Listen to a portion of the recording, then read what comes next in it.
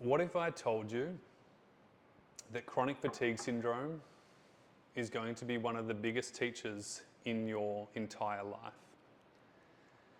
And I know what you're thinking. You're thinking, this guy's crazy. How dare he say that? And truthfully, I can only say that because I went through it over 20 years ago. And it was one of the hardest experiences of my life. And back then, I just wanted my life over, if I'm going to be fully honest.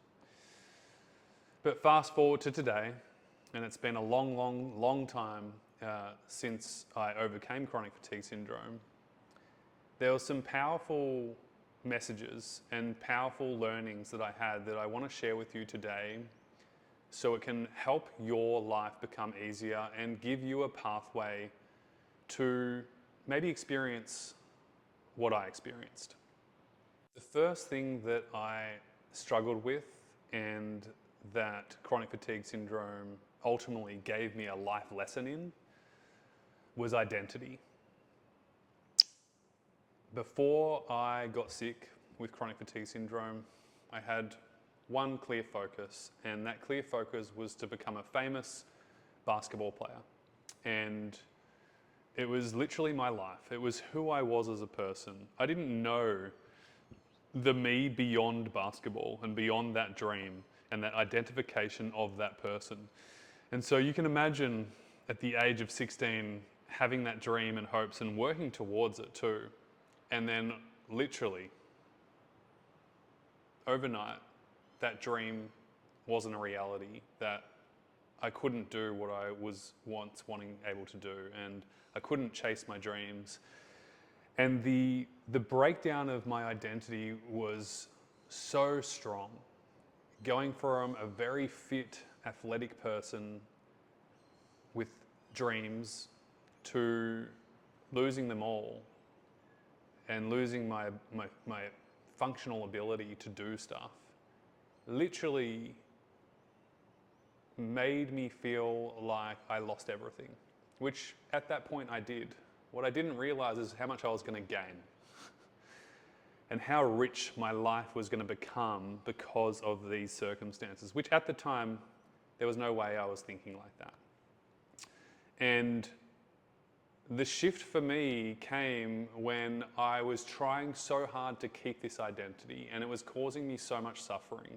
Every single day I would wake up and just wish I could do what I couldn't do and wish for my life to be different than it was. And so that just created so much internal suffering that, of course, it delayed my life changing. And so the best thing that ever happened to me 2 years into this journey was to finally let go of the old identity, was to finally stop wishing and wanting and hoping for my circumstances to be different than they were. And ultimately this came down to acceptance. This came down to accepting my current reality as it was.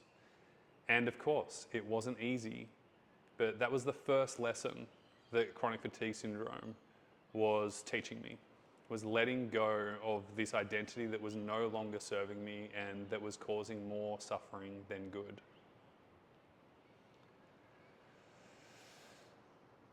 Which leads me to lesson 2, acceptance. That moment when I stopped the identification of the old me, I didn't know the new me and what that looked like yet. I wasn't even there yet. I couldn't see that. But I knew that I just had to accept where I was at with my current reality. And so acceptance was so important in my story. And I remember having this moment, and it was pure bliss. I was still suffering and in a lot of pain. But I remember just suffering so much that all I could think about was how the world has done me wrong and how dare, this is so unfair. Like, why me? Like, I don't deserve this. Someone else who's a worse person, badder person, who's done bad in the world should deserve this. I shouldn't deserve this. I'm a good person. And so I was really angry at the world. And there was a day where I was walking down the street feeling very, very sorry for myself. I had my hoodie on and I'd just come out of a doctor's appointment. And as I was coming out, this man was getting pushed in a wheelchair. And as he was coming towards me, he looked at me and smiled. And this guy, as I looked down, he had no legs. He was incapacitated, so he was drooling from his mouth. And he looked at me and he smiled. And here I was wanting to give up on life and how life was so unfair and, why me? And here I was still with legs and arms and ability to, kind of function. I could still talk and conceptualize thoughts. And this man couldn't. Yet he had the audacity to smile and smile directly at me. And it shook me. I remember looking at him going, how can this guy smile? Like, he doesn't even have legs. And it stopped me. I completely stopped in my tracks. And as he got pushed past me, I turned around and I looked back at him, and he looked back behind his shoulder in the wheelchair, and he looked at me again and he smiled. And in that moment, it made me realize I have nothing to complain about. If this man who doesn't have legs, who can't use his arms, who's incapacitated, can still smile and be grateful, how dare I think that life's unfair to me? And so that was the day that everything changed, where I remember going straight home, getting a piece of paper out. This is over 20 years ago now. And I wrote down everything that I was grateful for. And a lot of it was literally just the simplest things, like my dog Scruffy, a cup of tea, my mum and my dad,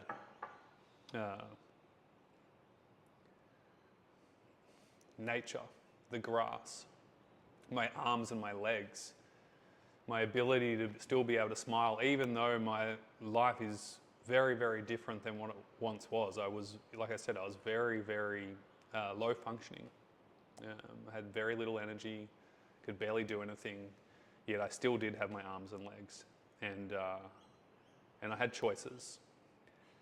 And so acceptance, but not resigning to the fact that this is the rest of my life, but acceptance in the moment of acceptance of where I was without resignation was, again, a powerful lesson that helped me ultimately change my life and change the complete direction of my life.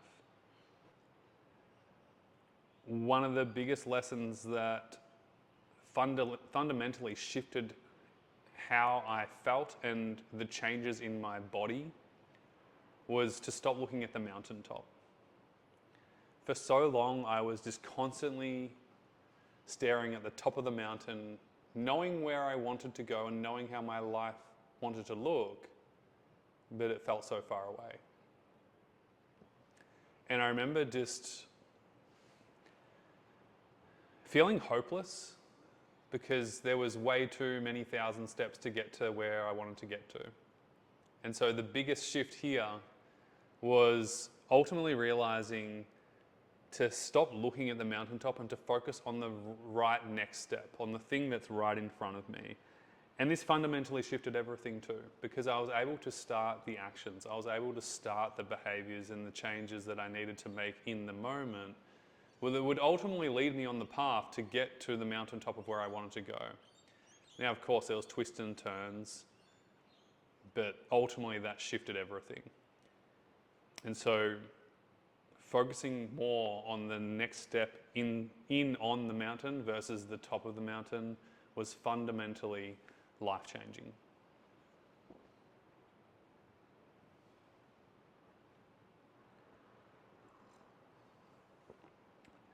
Which brings me to my next point. Stop chasing the old and start moving towards the new.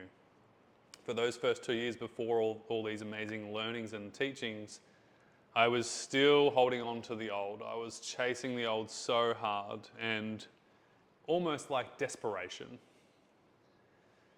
And of course, it just created way more suffering. And the moment, again, when I focused on the mountain but the next step along the mountain was the moment that everything changed, and I stopped chasing the old and I started moving towards the new, of what was appropriate for me in this moment, and to just step forward, even if it was this freaking small, which it was. Every day was this, the smallest, slightest changes along the journey that helped the most.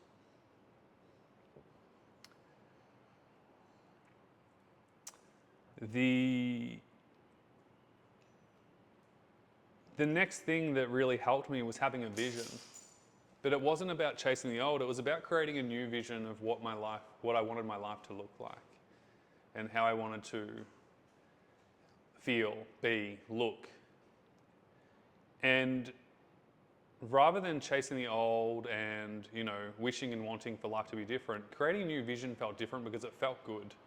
It felt good within my soul, it felt good within my heart and my body to have a vision for the future without feeling like I needed to get there yesterday.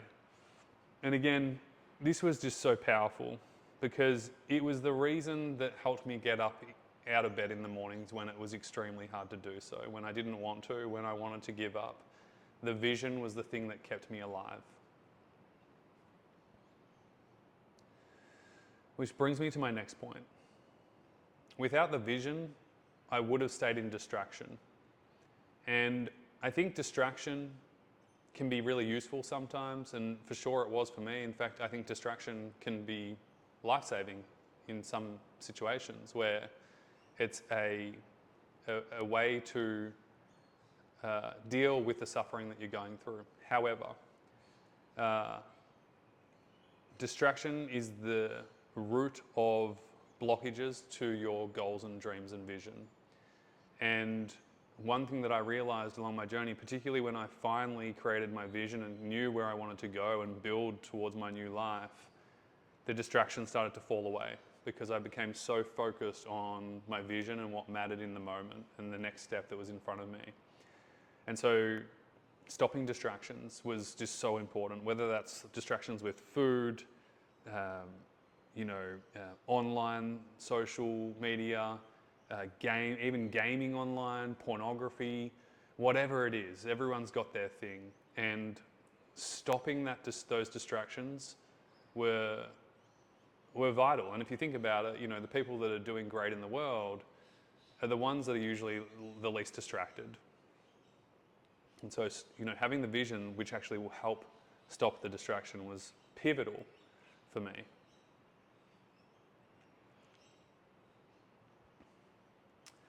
Another thing that helped along the journey was actually celebrating the smallest wins.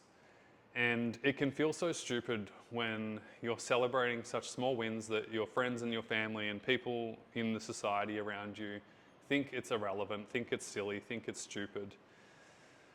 But when you're starting a new life and when you're going through something like chronic fatigue syndrome, you have to meet yourself with where you're at. And celebrating those wins in the moment on the steps towards the mountain of the dreams was so important, and it was almost like filling up my car at the petrol station. It was like putting gas in the tank. Every time I was like, well done, you did it. You learnt for 1 hour today, and you couldn't go to school for, almost half a year, and you were able to go to school for 1 hour. Congratulations, you did it.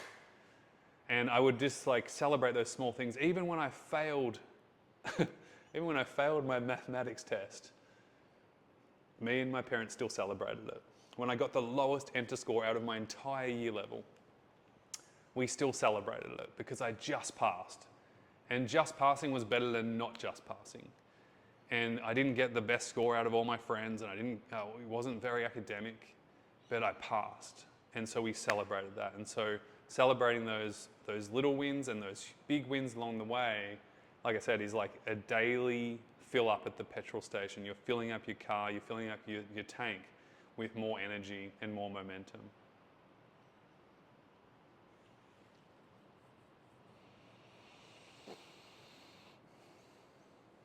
One of the things I wish I knew, that I didn't know, that I had to learn the hard way, was that there will be challenges along the way. And how you deal with those challenges matters the most. And there's this saying, new level, new devil. And it really is true. No matter what area in life you're working on, or you're going through chronic fatigue syndrome recovery, making those new steps and expanding your new level of progress and capacity can bring on new challenges, and that's okay. And particularly integrating into life, stepping back into life again after not living for a long time can be really daunting. And just being aware that every new level has its new devil, and that's okay. And it's okay to have challenges. It's okay to feel a little bit uncomfortable, and it's part of life. And I think the sooner we realize that, and I know when I realized that, it was almost like rocket fuel. It was like, cool, okay, this is normal, and there's more challenges to come, and I'll just keep working through them. And as long as I'm holding the vision, I'm working towards something, nothing else really matters.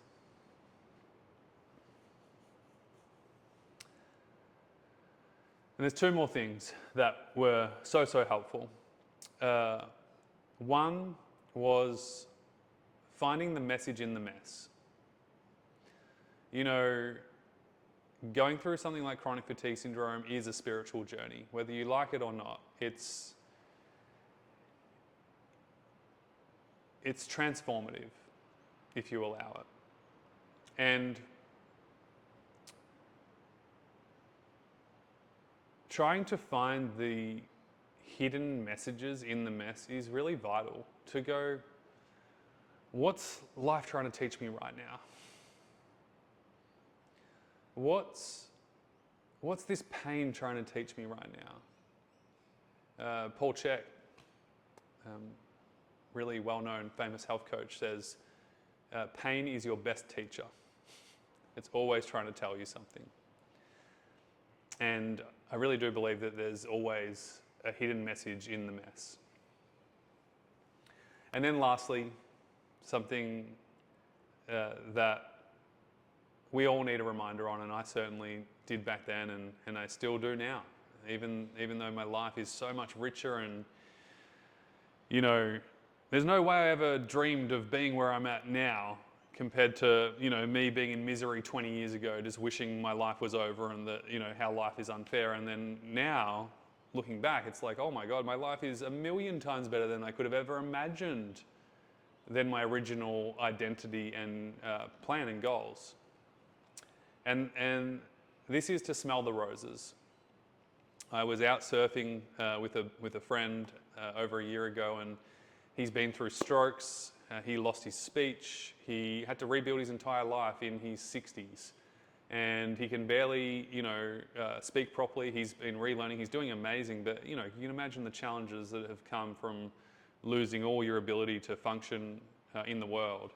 And anyway, he started surfing again, which is just incredible in itself. And we were sitting out in the ocean together, just him and I look at him and I just think he's the smartest. Like he's so wise. There's just something about him. And his name is Richard Dick. And so we said, Dick, tell me what's the secret to life? You've been through a lot. Tell me what's the secret to life? And he looked at me and he said, well, Toby, sometimes you just need to smell the roses. And I looked at him and I shook my head and I said, you're right. Sometimes we just need to smell the roses.